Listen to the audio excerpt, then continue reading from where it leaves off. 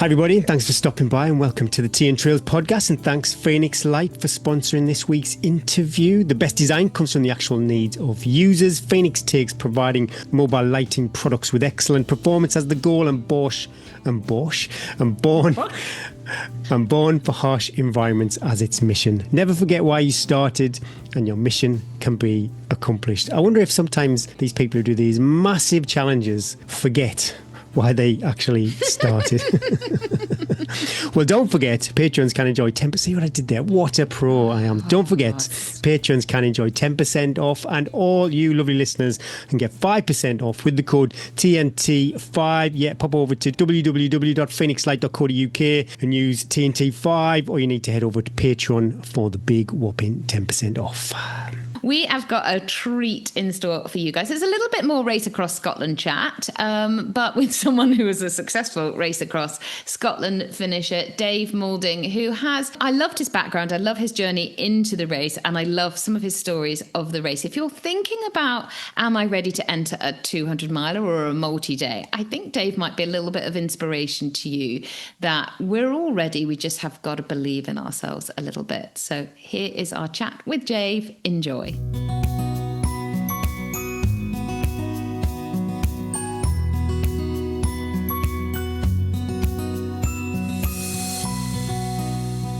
Done my thorough research. You did Dragon's Back Race 2024. You got 4 more as you saw the red flares go off from Conwy Castle. Yeah, it was, kind of, it's one of those, I in my head, I thought I might have been down there just supporting, jumping around in my car, which felt like a wonderful idea, a year ago. Next year I'll definitely be around. And obviously then life gets in the way. But yeah, it's a special start to a race, seeing that yesterday. Did you do the whole, it's quite common for people to do that. They volunteer one year and then you get I volunteered the year you did it, Gary. Oh, wow, okay. Just before I started listening to the podcast. Oh, before the world, really started, your life started. Before things kicked up a bit.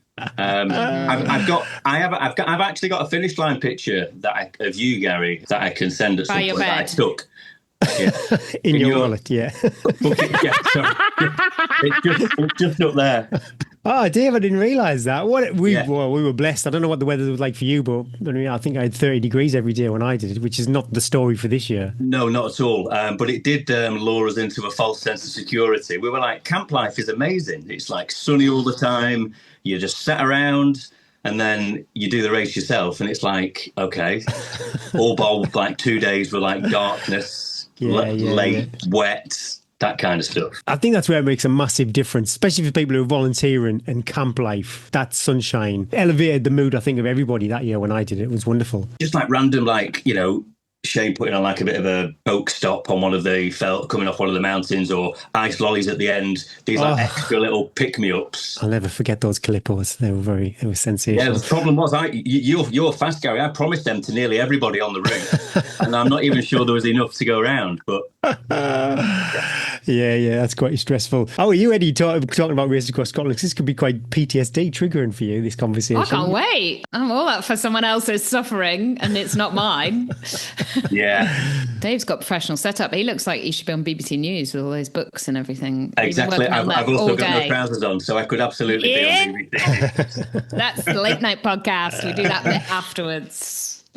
We did put your name into the AI software. If you listen to the podcast, you'll know that we do that every week. Yeah. It came up with quite a good one, actually. I think it leaned heavily on an FKT report. Right, okay. Today's guest is no stranger to long miles. Dave Moulding is the kind of runner who doesn't just chase finish lines. He chases meaning, mishaps, and the occasional canal path detour. In 2020, Dave set a fastest known time for the Lancaster Canal, clocking 9 hours and 49 minutes of pure determination and some questionable navigation. He's the kind of athlete who reminds us that endurance isn't just physical, it's emotional, logistical, and sometimes involves your support crew playing Jason Bourne with a brown paper bag of gels.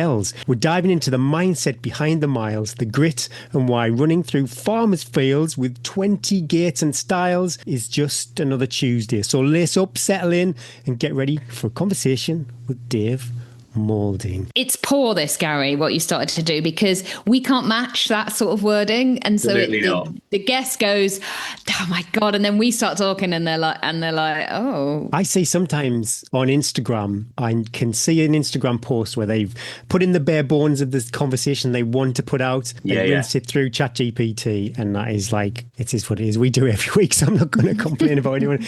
Yeah, tell us about this FKT. I'm really intrigued. The Jason Bourne gels in a brown bag and 20 gates and styles. Oh, that sounds like any trail run, to be honest. It was in lockdown, so I trained to try and do a fast marathon, and that had all kind of stopped. Still teaching at work, and it got to the first day of summer as such, and I had a loose plan to want to go and do something. So I literally just had a little look around, and there was an FKT quite local to me. Didn't look particularly tricky time-wise. It looked like it was worth having a go at for an average person. So I just got in touch with my friend and said, let's do it. Will you get the bike out and, be like my support, wear a rucksack, carry some drinks and just talk to me along the way type thing. Got to the start, set off. I'd not recce'd the route. The first 3 miles aren't actually along a canal.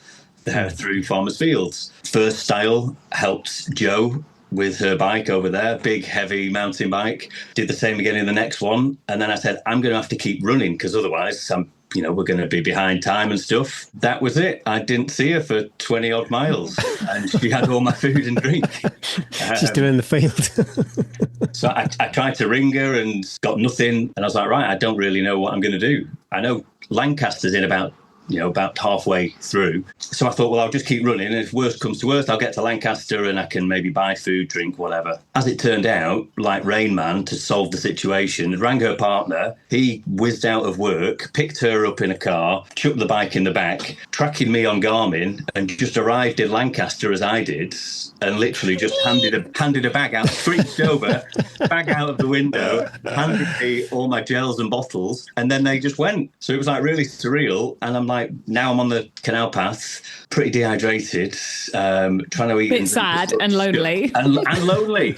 I had no plan. I had no plan for entertaining myself for 10 hours. I thought I was going to be just shooting the breeze all the way along. And before that happened, were you worried about her welfare, or were you more worried about how mad she was going to be that you'd left her and she could be in a field not being able to get a bike over a wall? The second one, very much. Yeah, that's what I would be like. How mad is this person going to be? The miles went on, I'm thinking it's going to be worse. It's going to be worse. And yeah, she absolutely nailed it. And then, got some food halfway, carried on. Yeah, just about scraped in under whatever time it was by a couple of minutes. Oh, goodness me, that is stressful. Yeah, which is kind of like, very stressful. My parents were waiting at the end to take me home. All great, wonderful, and just kind of like just a typical me not planning ahead. Let's do something before we've even looked at it properly. Turned out okay in the end. I love that. It's like a Cold War handover, isn't it? Like a briefcase or something. Genuinely, well, I mean, she could have really, messed with me and just filled it with something else for a joke and gone, there's a severed head, 3 books in there, a finger. That'll learn, yeah. Absolutely. Yeah, she did good. She did good. So how are you feeling? Yeah, roughly a month out from race across Scotland. Are you back running, cycling? I know you kind of dabbled in triathlon before. I went for a first run yesterday. My left leg said no. So I had a bit of an issue when I was in Scotland with my left leg, where it just kind of stopped, bit of overuse. I did 3 miles yesterday, felt it after about a mile, just like top of my calf, behind my knee. So I just, came back and thought, no, you can have a little bit more rest. No rush. Yeah, there's no, it's one of those, isn't it? I mean, it's quite enjoyable, catching up on stuff. Quite nice. You got all this time back. I always think it's amazing. It's like, wow, I've got so much time to do all these things that I've kind of been putting off for months and months and months. So that, you mentioned that niggle. Is that something that's kind of followed you around for years and years and years? It's happened twice before when I've done something pretty long. I did a 24-hour track run a couple of years ago, the Battersea one, and it happened about 15 hours in. It's like you've maybe pulled your hamstring. It just kind of like is really restricted, and then it will work, but it will take 5 or 10 minutes of like shuffling to get it to a point of running again. And then as soon as you stop, you need to do that process to kind of carry on. I think now the third time's a charm to do what I was told the other 2 times and commit to some structured strength and conditioning, which I just don't do. And I should, and I know I should, and I know how important it is.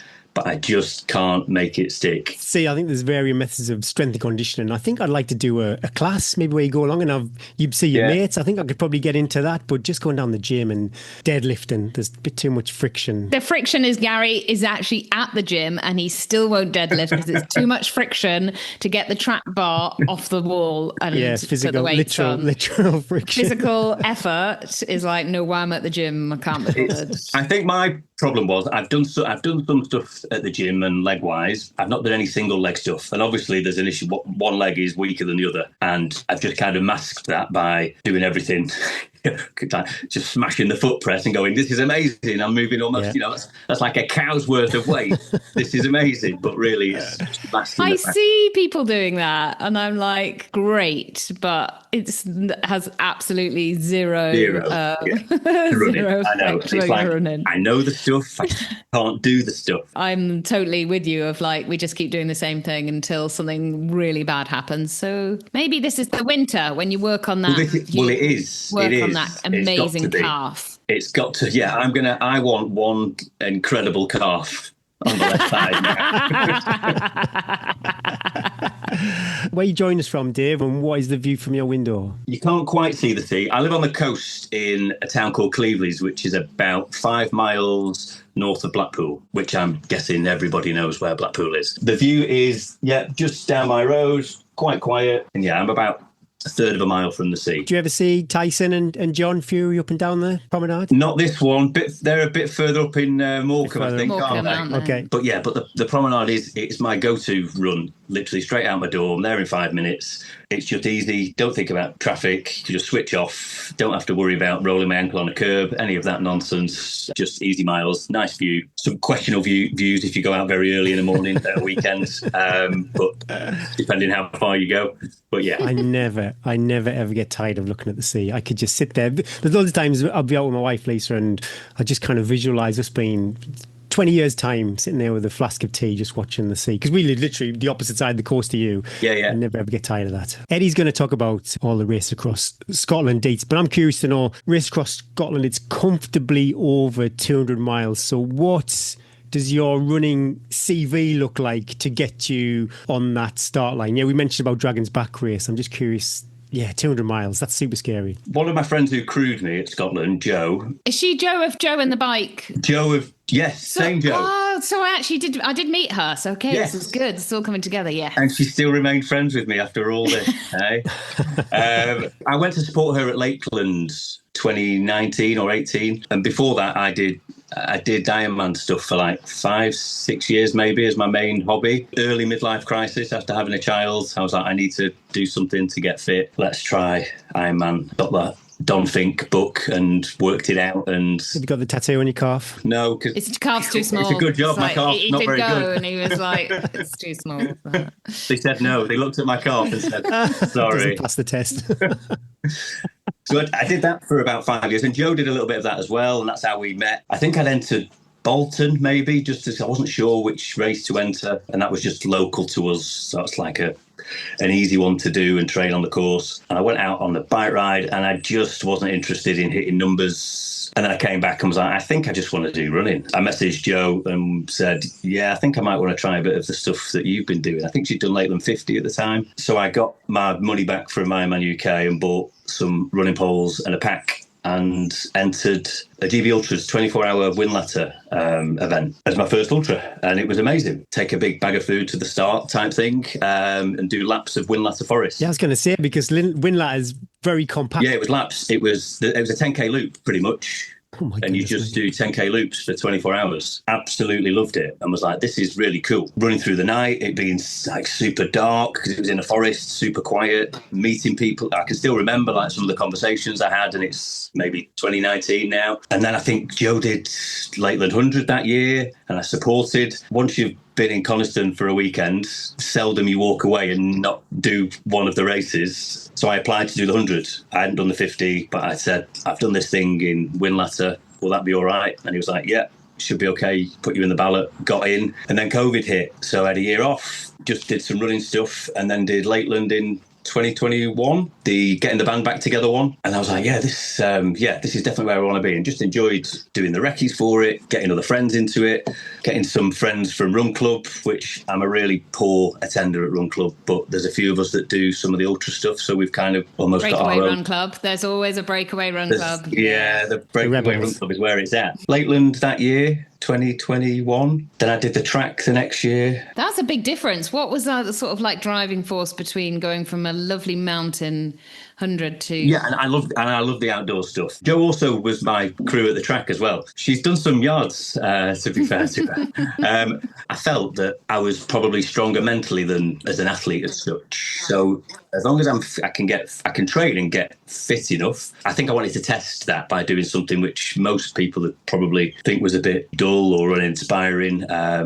Actually, it was amazing. Because there's so few people on the track, and you're passing them all of the time. When you pass them once, you're going to see them again in a minute. Yeah. So you can have conversations with people for hours, whereas in a normal race, you might leave them by. I think it's the most purest form of running, that track running. I've never done it myself, and I really, before I kind of hang my shoes up, I think I should. But when I visualise it, it's just zero elevation, controlled conditions. It was really cool, and I did Manchester Marathon that year as well. So that was kind of the April. So tried to do a good marathon and then kind of carry that through into the September time. And then you just start looking at other things, and it just kind of happens, and you hear of other things. And then I heard about Dragon's Back, and then I thought, okay, this looks interesting. If we're going to do it, let's go and have a look.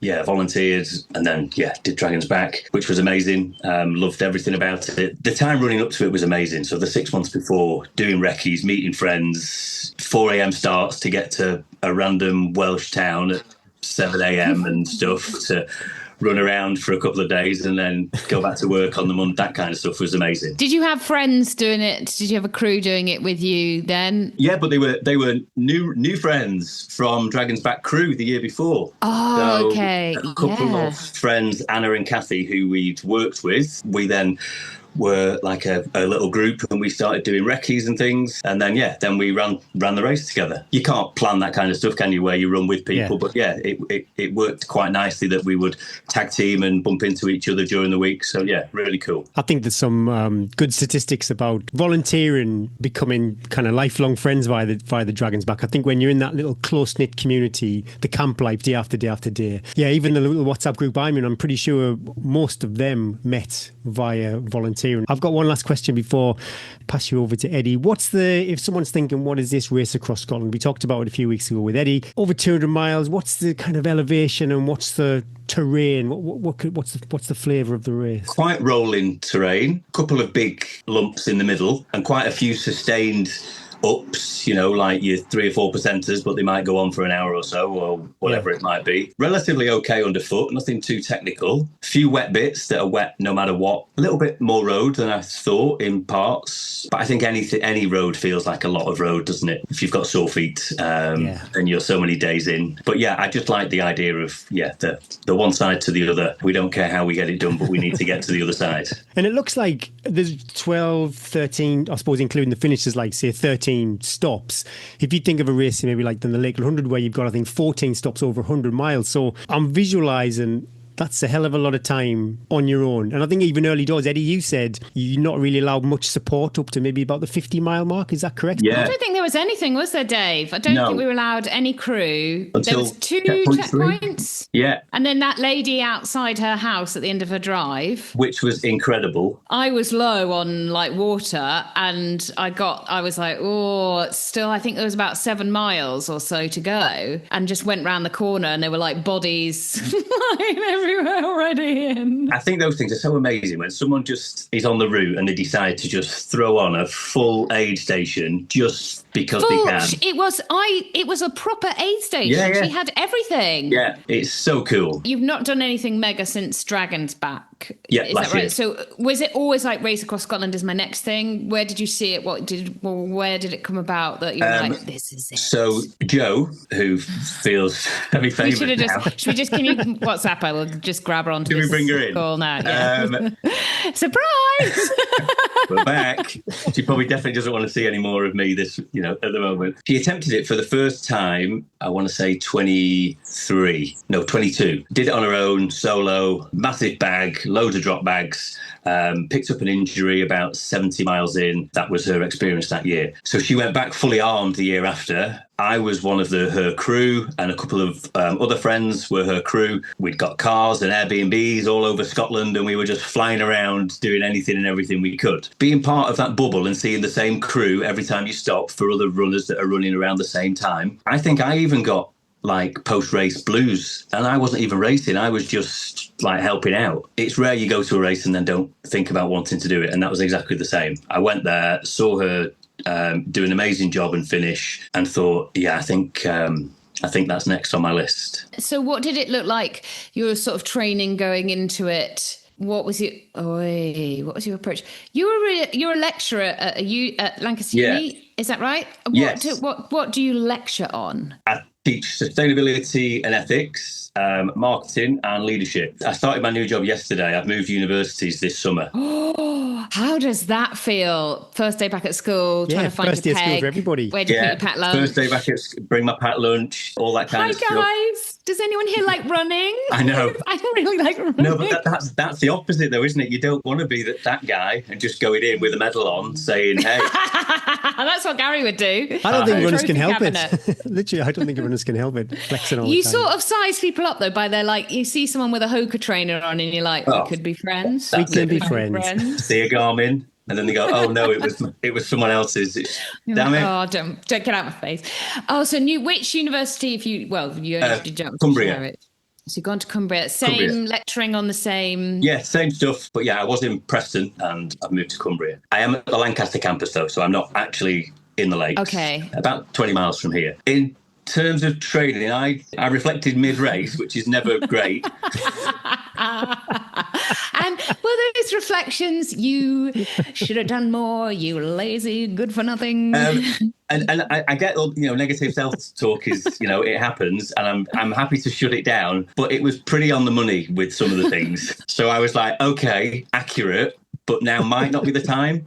Not so judgy, please. I do that most runs, Dave. Don't worry. When I'm like, you stupid lazy. I'm just doing a 5K. It's one of those, isn't it? I got myself to a point where I knew I hadn't done perhaps what I would have liked to have done, but I did do as much as I could in my circumstances. So I had quite a busy year, obviously a bit of job stuff, so I had a bit of time making sure I had another job to come back to when one ended, etc. The world of being in academia, which is a little bit uncertain at times. It's uncertain, especially at the moment, isn't it? So that must have been a stressful time. A little bit stressful. I mean, I'm not someone who gets super stressed, but it was on my mind. I'm sure you would know this as well. You get a message from someone that says, are you still doing Race Across Scotland? And I'm like, I know what you mean.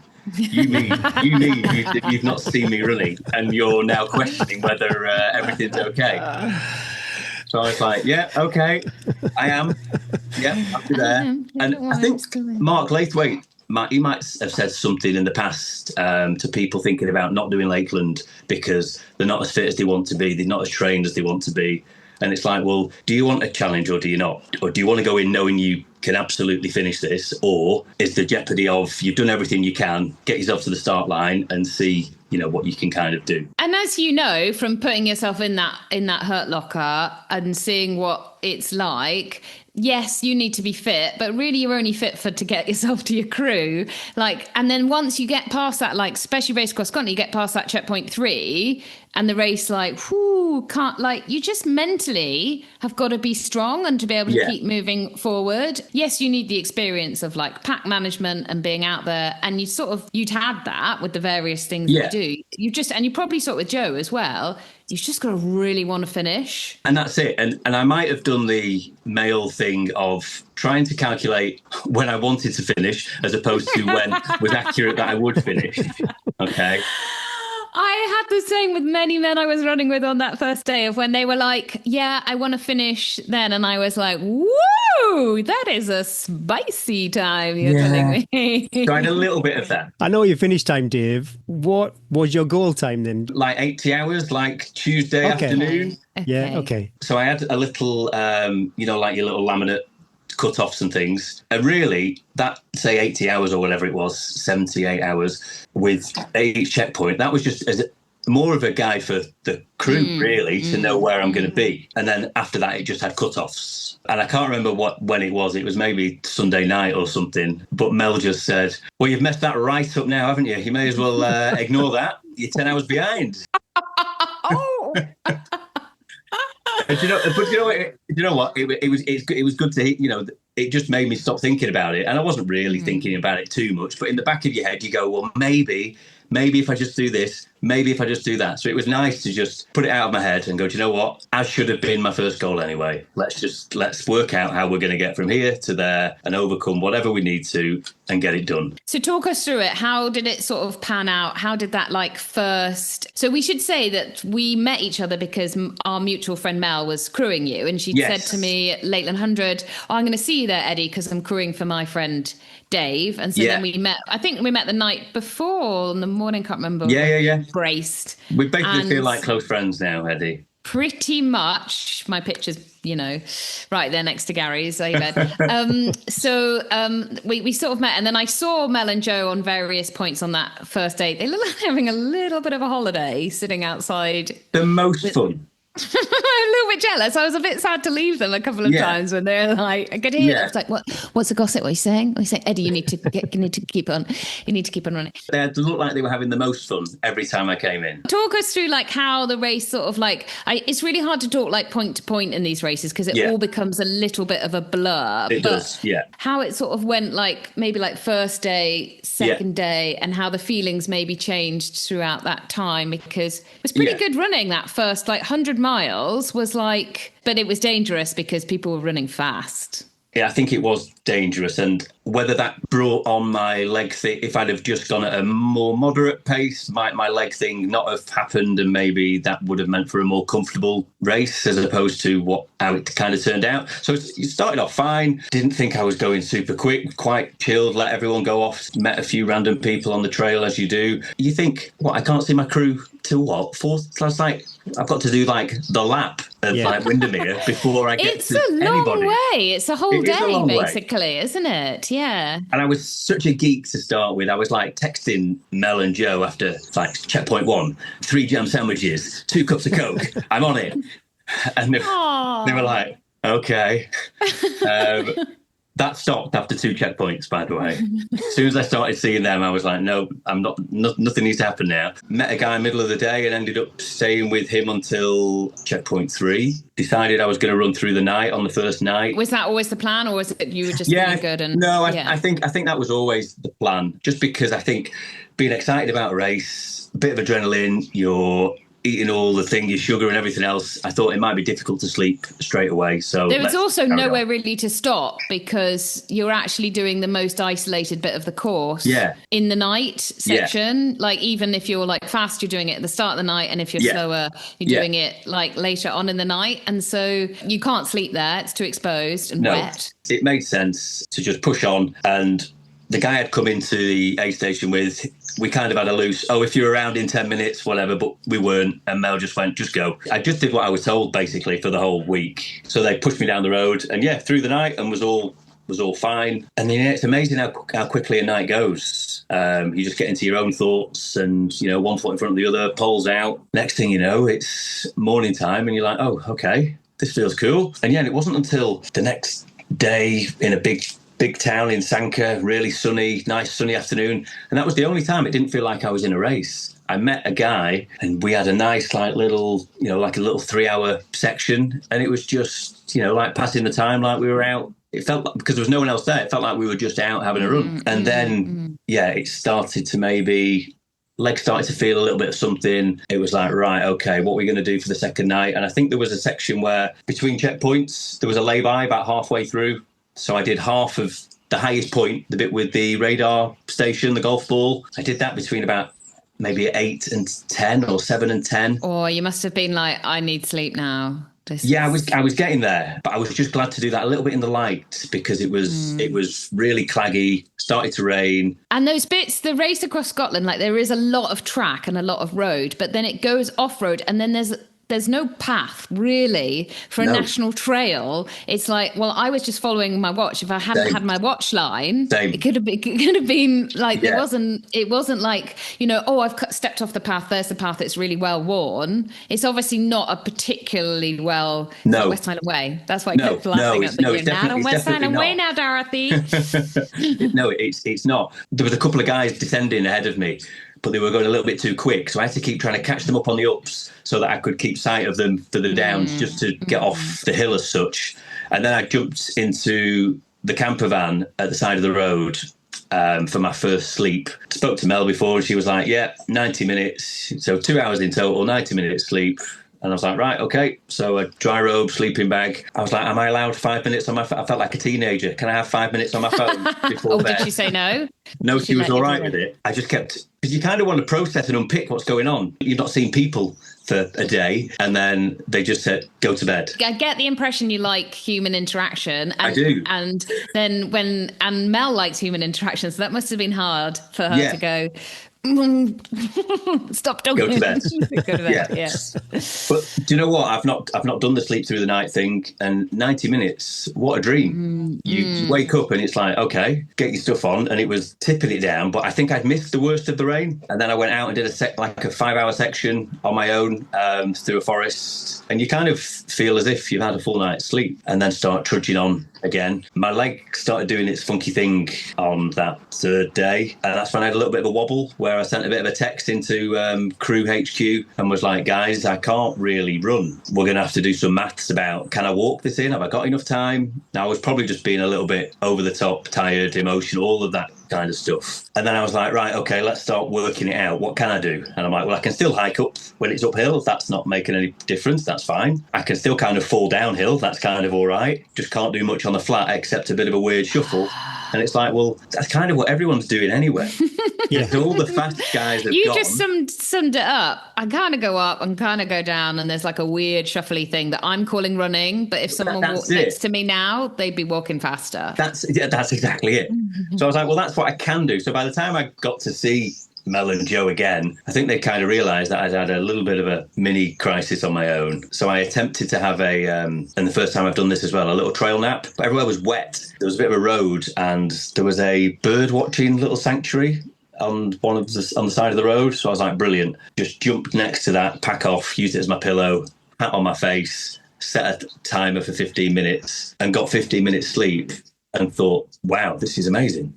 I feel like brand new. Sometimes when you're out, you're like, sometimes you want solitude and time to yourself, and other times you need somebody to help you. I woke up and I was like, I think I need somebody. A guy ran past as I was sat on the floor, and I said hello. He didn't stop. And then I thought, right, I'm going to catch him up. This is my chat. This is what I need. So I got my stuff together, and it took me about 15 minutes because he was running okay and I was doing my weird shuffle. And then I caught this guy up, made it look very nonchalant, like, oh, what are you doing here? I've not been chasing you at all. And he said hello in a really broad American accent. And I was like, oh, cool. Where are you from? And he said, oh, I'm from Boston, but I was born in Blackpool. And I was like, really? I was like, I was born in Blackpool. Then we became best friends. Better friends than us? Not quite. Not the same. Quite. It's not the same. No, okay. And then we got talking, and he was like, this was his third time attempting it, and this was the time he was making sure he definitely wanted to finish. I was in a place where I just want to finish. So we almost had like a shared goal of, none of us are running off to try and beat anything else other than get this done. We pretty much stayed with each other till the end. We finished like 10 minutes apart. I needed somebody at that time just to pull me along. And then suddenly he's feeling a bit ropey. And then by me trying to help him, he's helping me. And, it's like a positive cycle, isn't it? And you can sort of say this, and you're talking on a podcast and explaining this sort of relationship, but those sort of relationships, like you strike up, you meet somebody, you probably, like, his face is not like, you wouldn't really know what they look like but you feel them, like their presence is really like been deep within your soul when you've both been so low and you've like just carried it. And that is like true, like something that you can't explain in these sort of races of like, and you'll never get that back, and you'll never that time, and you can't explain it to people, and you're like, but those times we shared of like, What did we share? Like, it's so strange. Like, might not have said anything for hours. Well, that's it. That's suffering. It's so good. And they're kind of the when you look back, they're kind of the moments, aren't they? That, you're in those places and you're like, do you know what? That's kind of is what it's all about, isn't it? It's a bit of camaraderie coming together. And it was like a 6-month friendship in, 3 days type thing where, we were at a point where we'd have times where it was complete silence for, an hour, because we both knew that each other needed a little, we started to tell when people needed. It's like a marriage. Yeah, that's it. That's it. It's a marriage on the trail. Were you ever talking about the times though? Because I think 100 hours is the cutoff, and you came in at 95 hours. I'm not too sure about the minutes, but was there ever a point then? Because I suppose with two people being clock watching, that could be quite negative. I'm just curious. Were you running scared at any point? No, I don't think we were. Well, we wasted a bit of time in the last section after the last aid station. That meant by the time we went through the last aid station, we were in great time. Maybe what made it worse is that we knew that neither of us were going to stop. So if you're going to you're going to pull the plug at the next aid station, you've only got 6 miles to go. But even though when we felt dreadful, we were like, well, we've not gone this far, so we only go this far. We're going to have to endure whatever we feel now for a bit longer. So how many nights did you go through? Was this 4th night? Yeah, wow, fourth Dave. night. So I slept on the second night, 90 minutes on the second night, 90 minutes on the third night. And then because you think you're finishing just in the early hours, we didn't do any sleep on the last one. You must have been off your bagoogles. A little bit. We had a little situation. So we left the last aid station. This is a child-friendly podcast. Yeah, no, it's cool. It was all going great. 21 miles to go or something like that. This is what happens. It was on the road and it was downhill. So these miles are clipping away. We're like, oh my God, we're going to be finished in about 10 minutes. We might still win.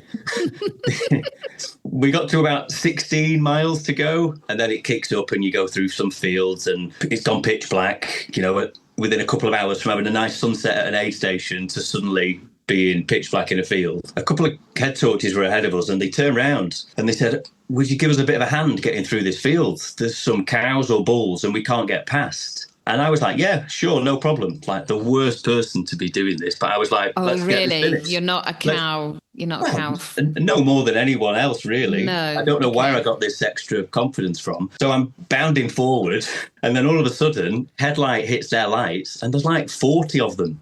Oh my goodness me. So I've gone, okay, guys, we need a plan. And it's not a bigger boat. Yeah. The problem was we needed to get through a field that had fences on 2 sides, and the farmer had left their food in one corner. Most of the cows would move, and we're like, no, horns and all things on these big old cows. But 3 or 4 remained, and we're getting a bit agitated that we were going near their food, and that's the only place we needed to get across the fence. So me and my Boston Blackpoolian pal have teamed up with these 2 guys now, and one of them came up with the idea that if we go through this electric fence, if we can somehow get through there, we can go forwards, bypass the cows, come back over the electric fence and carry on straight ahead. Oh, logistics, my goodness. And on no sleep, that sounded like a great idea. I can see there yeah. We attempted to do this and we all got over, took our packs off, threw them over, helped each other. It was fine. So when we came back to bypass the cows, literally the last guy's coming through and I've just gone to lift up the fence to help him through. I've got a wedding ring on one hand. It's just touched that given me a shock. Somehow it's burst something on my hand. So I've now got blood all over my hand. Looks super dramatic, was probably only a small thing, but it's all over the place now. As I've let go of the piece that shocked me, that's got him on the side. So he's like jumped through. He was then holding his heart. And I'm like, oh my goodness, what is going on? Now, look. So it was like, right, we need to just sit down. You need to sit down. Are you okay? We called it in. So we rang race director and said, cows in a field, they won't let anyone past. We've managed to get past, but we think there's going to be a problem. So then they're sending us WhatsApp pictures of the route so we can identify where we are. We're squiggling on pictures and sending it back. We're not great map readers. We've got wonderful GPSs, wonderful watches. Essentially, within the next 25 minutes, they put a diversion in place. Because we'd gone through, we had to carry on the traditional route as such. We're on a little bit of a negative spiral in our heads. But we're wide awake now, which is great. But we were like, oh, this is like... Are these guys now going on a shorter route? We're doing the old route. and we're looking at our watch, and we've been stood there half an hour trying to help. Yeah. Do they do like credits like they do in the spine if you've been a good soul? I don't think it mattered by then, Eddie. Okay, But in our heads, we were like, please, like, credit us 5. Let us finish. Pick us up. Can you credit us 10 hours? Yeah, like so long it took. 10 hours. I think at the time we'd have taken any of that, and none of it was forthcoming. And I'm not saying like conversation got a bit fraught, but you know, people are like, we just need to get this done now. There was like some poles along the road, and it was like, right, we're running to the next one, then we're going to walk, we're running to the next one, just to try and get us moving on the flat. The worst thing, you see the coast, you see the sea with about 3 miles to go, and then you do this weird, funky path, which seems like it goes on forever, through a campsite. You go through some random little forest. We were all pretty sleep deprived and just like letting each other know. I was so disappointed. I felt that I'd ran with my eyes closed, like sleep ran for a little bit. And then I looked at my watch and I'd done 0.02 miles. I was hoping I was going to look down, and I'd like just done 5 miles. I am so deeply hearing all of this, Dave, that 0.02 and you're like, no, I know. it was 8K. I know. It was 8K. Oh. Talk us through how it felt when you got to the finish. The finish is, well, I got lost at the very end. My God, I went under an underpass. You go under an underpass. I was convinced that my watch was trying to take me, that I was meant to be on top of the overpass and running that way. So I ended up ringing Joe, going, Joe, I'm like, feels like I'm 10 yards away. I can hear you, and I'm stuck. Oh, and she's like, just keep going, and it'll be fine. Okay. And then I saw 2 more people. So I was like, please don't overtake me in the last 10 yards. I love that you still cared.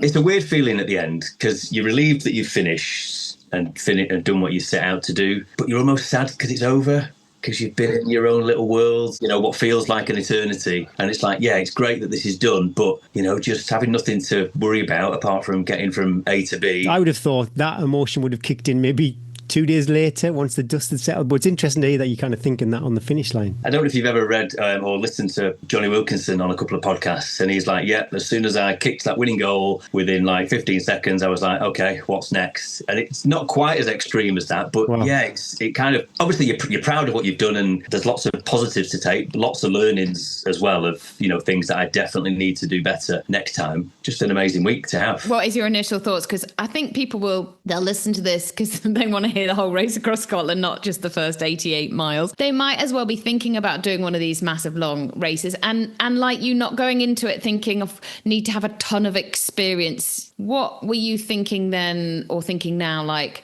yeah, if I lined up again, what would you do differently? Do you know, it was just a little bit more of the stuff that I know I needed to do, but I just didn't do in my training. So I know I needed to do strength stuff and I didn't do it. I don't need to see the route to feel comfortable with it as such, but that might have helped. But now if you look back now and you went, if I did it again, knowing what's coming is massive, isn't it? In some ways. Absolutely. I just would have been a little bit more consistent with my training, and that's what I will do next time. I was happy with how I handled, you know, racecraft on the route as such, and the things that I did to look after myself, whether that was, I won't say feet, because I had nothing to do with looking after my own feet. Let's spend a minute on your feet, because they were a work of art, and Mel is the foot woman. Best in the biz. And did she quite enjoy it? Was she like, show me your feet at every checkpoint, or did you have to present them to her? Well, no, I think she was very keen to start with. This is a typical relationship. Not because they got bad or anything like that. There were times where I thought, oh my God, my feet must be an absolute wreck because I can feel them. And she was like, nope, they're absolutely fine. And I'm like, but really? It feels like I'm walking on Lego, like in my shoes. And she's like, no, I've just had a look. There's nothing there. But yeah, she kept them in great form, which was brilliant. One less thing to worry about. Any bits of kit or things you change or add to? Poles are obviously amazing. I'm also an arm warmer fan, like yourself, Eddie. For me, they were a hangover from cycling and triathlon stuff. Do you think that's where our love of them started? Maybe. Because... Well, that's where I've still got a pair that I use. Ironman Wales in like 2014, maybe. But nobody uses them anymore. Like in triathlon, and nobody uses them. But they are like we're bringing them back. We're bringing them back. Yeah, so that was really useful. Change of shoes just to move the. What was your shoe of choice? Hoka Speed Goats. I think it was for. Classic.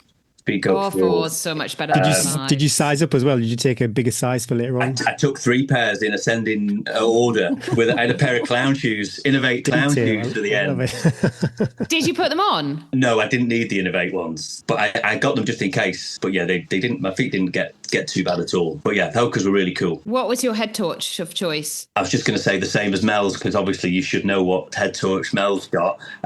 It's a lead sensor. They're good, those lead sensor ones. Really good. Wore that I think in it's the like spine. a MH65 or something like that. They're like a miner's head torch, those ones. They really are. They look like a miner. That's exactly what it is. Yeah, it did absolutely what it needed to do. If there was one thing we could ask you, what was your biggest strength going into that race? You got to have balls to stand on the start line of a race like that. Mental toughness, and I can touch wood, and I've not had a DNF yet, which is great, and I've put myself in some places where I'm probably quite lucky because I've never had anything super serious that has needed it. I've not carried myself to the finish with a broken arm or anything. I've always backed myself to be mentally strong in these kind of situations, and maybe I'm doing myself a disservice. I do generally train for races. This one might have been a slight exception where I didn't do as much. I maybe didn't give it the respect it deserved, whereas, say, Dragon's Back scared me how technical it was in those first couple of days, because I can't descend, and I spent a lot of time on the route and had an amazing time doing recce's and things. I stood there knowing that I'd done everything I could, whereas this was different. I wasn't stood there knowing that I'd done everything I could. I'd got a crack team in Mel and Joe that are both more accomplished at these longer things than I am, so I was quite happy to take their, if they said it's 90 minutes sleep and you need a sleep, then that's great. If they said you need to go through the night, you go through the night. So I was quite happy with that. And yeah, all I needed to do was, like you say, look after myself in between aid stations, and then take their lead for the rest. I think that's a really good thing to take onto a start line with a race like that. I think whoever's standing on that start line will think, I've not done it. Like, how do you do enough for that sort of? How do you know? How do you prepare? There's no right way. There's no wrong way. You could turn up super fit, go off really fast and crack after 20 miles and walk the rest of it. But I think that you standing on the start line and then going, right, this is what is out of my control, but this is what I can control, and I think you were very sensible, like going off, this is what I know, the pace that I can do, I know what I can do, and it's my run and it's nobody else's run, and I've just got to get to my crew, and then I'm just going to take it time down, then I'm going to make a friend and I'm going to hold on to them. But I think that's a really good tip as well. It's like, don't be scared to go, I'm going to make a friend and I'm going to talk to you and I'm going to rely on you, and that's great. And it wasn't for like the whole, I wasn't quite asking him for a piggyback for all of it. There was times when, he was struggling and, we dovetailed, really nicely. No, I think most people that have done these mega long races have leaned on someone. What does the rest of 2025, not much left? I guess you've got to see how the body is. You got anything planned if the body plays ball? It's all now, get moving again, get on the strength stuff, and all roads lead to Northern Traverse. Shut up. Oh my God, this is going to be the best recce ever. So much better than the race. Yeah, I can't wait. And do you know what? So good to have almost maybe cut my teeth doing a longer race with that incredible support. I won't say it enough times because it was really incredible. But to do that in a safe place, knowing that Northern Traverse is very much self-supported. And I volunteered at Northern Traverse in April, so I got to see what that looks like and how self-supported it is. So I think seeing both of those things now, I feel like I've got the inside track a bit like I did with Dragon's Back. I feel like I've got the deets, and I can do something with that now and come up with a plan and stick to that. It's a different puzzle, isn't it? That extra layer of self-sufficiency compared to where you can have somebody meet you on the side of a road. Yeah, absolutely. And the weather's different time of year. We were shorts and t-shirt through the night, apart from if it rained every now and again. So yeah, it's piecing that together. And I don't really race much. There's a race called 10 Reservoirs in the Moors. I think it's the 1st of March. It's like a marathon distance. So I might go full Northern Traverse kit on. Why not? Like a month before. But apart from that, I'll just keep myself busy and hopefully build some good mileage between now and then. Oh, I can't wait to see you in St. Bees, Northern Traverse. There's going to be fast. So many people, Eddie. It's literally everybody we speak to has got this name down on the start line for the Northern Traverse. Great. All these friends, wherever we are, we're going to be able to chat the whole way across. We were talking earlier about how do you know if you're ready on the start line, and the longer the race is, like 200 miles, say when it's a marathon, for example, it's quite common that somebody might just for their confidence, do a marathon distance run in training. Yeah. Or even maybe they do say do a 22-mile run. If you're doing a 50-mile, you might say go and do 30-odd mile at the weekend. You can't go and do a 160-mile training run for a 200-mile race. That's why I love that jeopardy. Although you might be in fantastic condition, but no matter how well prepared you are, there's a layer of jeopardy that you just can't get for, say, a 50-mile or under. That's the fun part, though, isn't it? That's the working out, what tools you've got in your arsenal and what you need to do to get yourself through that particular situation. If, suddenly you get sickness that you've never had before, or you've got a real bad bout of tiredness or whatever it might be. It's solving those little problems that, I think we must all get some kind of enjoyment out of, I guess. At the end. At the end. 3 weeks later. Dave, we ask everybody, I'm interested to know what the answer is for your workout of the week, for people to maybe have a go at being a little bit more like Dave. He's clapping his hands in excitement. It's probably been said many times by others, but I just think 10 by 1 is just a great way to, that's my get back into intervals. Yes. Because when they get more serious, that, you could be doing 4 by 5s or whatever, but 10 by 1 is just a great start for anyone, minute on, minute off. What sort of pace are you looking at that one? Are you not looking at the pace? Are you going for effort? What sort of effort are you looking at in that? It's probably bad practice, so don't tell Russell, but I normally try and something I can hold for all 10, which might be, low 5s, something in miles, which for a minute, that seems okay. But I would suggest now, with thinking about never wanting to get injured and all that kind of stuff, that you can dial that down and the benefit's not going to be dialed down. So I would... Well, the good thing about it is you can do it any pace you want. If it's say you were doing it next week as your first back to running session. Absolutely. You can be I'm happy to hit an 9-minute mile. I'm that is good enough. You can be 2 or 3 minutes slower than your fit pace. Exactly. You're just moving slowly. It's effort, really, isn't it? Effort's a better gauge. I think you'll learn about coming back from these mega races. I think one of the first things you have to try and do is get your body moving again. You can jog as much as you want, but you feel horrible. Yeah. But actually getting the body, as long as you're injury free and getting your body moving a little bit faster and almost getting a sweat on, getting the heart rate up so the body goes, I'm going to start healing and I'm going to start moving again. Yeah, I think from coming back from these mega races, that's when I started to feel better, and then the jogging's felt better because I'm so relieved not to be doing 10 by 1 minutes. Thank God. Quick 5 time. Some of these questions have been sent in by a mutual friend, Dave. Mel Sykes has inspired our quick 5 questions. Wonderful. I'm scared now. Yes. Okay. I'm jealous of this first question because this question nobody would ever ask me. How do you keep your hair looking so great? You're affectionately known as Dave with the great hair. Oh. You have a regime? Nothing at all. Genuinely nothing at all. This is what all celebrities say when they go, how are you so slim? And they go, I don't know. I eat so many cookies. It's natural. Honestly, it just seems to dry that way. He's flicking his hair if you're not watching this. He's going, it's just natural. Just to think.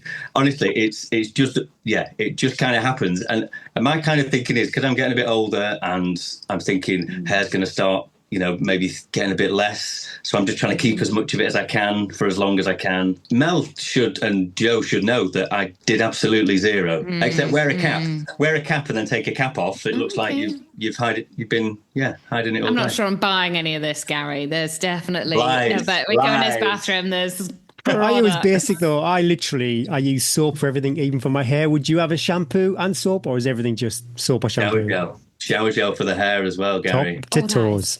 Yeah, and it's usually come from a relative as well. So rosemary and lavender. I pinch my sons now. I pinch George's stuff. Yeah. On a scale of 1 to 10, how would you rate your crew? 11. They were genuinely exceptional. They were exceptional, and they looked like they had the most fun, which is cool because you are conscious that you're taking people time out of their lives and everything else. And, it's all fun and games when you're doing it, but, it's annual leave and all that kind of stuff and expense and things, whether they were hiding it well or not, but they genuinely seemed like they had a pretty cool time. I don't know Joe, but Mel would not know. Mel doesn't hide emotion or feelings. No. It just comes straight out. So she'd soon tell, this is Dave, I'm going home, sorry. So no, they were amazing. So yeah, really pleased. Mel kept us updated with her Instagram story. She crushes Instagram, Mel. She was amazing on Instagram. Actually, Dave, you were on Instagram during the race. I don't know how you managed it. Like, literally, I would be fighting fires. Can't not take a picture of something interesting. You know, when you go for a run or a recce, it's like, oh, and there's like, oh, there's a cloud inversion. Oh, there's something interesting. And sometimes it brings you out of a little the moment, which is cool. My tracker stopped working for like half the race, so it was a way of letting people know I was still alive as well. I do like a bit of football chat these days on the podcast.